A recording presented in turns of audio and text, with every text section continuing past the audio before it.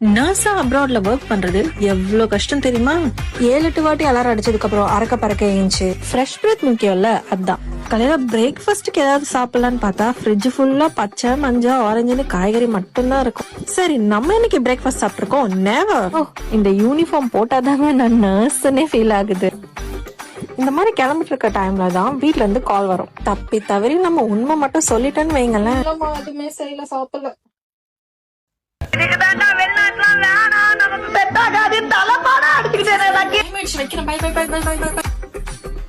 இப்படி ஒரு ஃபர்ஸ்ட் போய் சொல்லுதாங்க ஷிஃப்டே ஸ்டார்ட் ஆகும். வீட்டை விட்டு கிளம்புறதுக்கு முன்னாடி ரூம்க்கு எடுக்கணும்னே இருக்கும். ஆனா இந்த டோர் ஓபன் பண்ணி ஃபர்ஸ்ட் ஸ்டெப் எடுத்து வச்சதுக்கு அப்புறமா தான் தெரியும் சோலி முடிச்சு.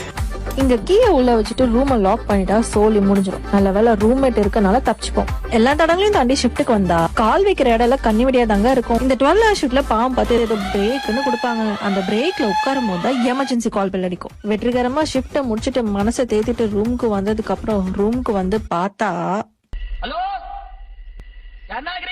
அமைதியாகுது. ஆகாயம் போதாத பறவை ஒன்று நதி கண்ணாடி பார்த்து மனம் நிறைந்தது இன்று கடலால் தீராத எறும்பே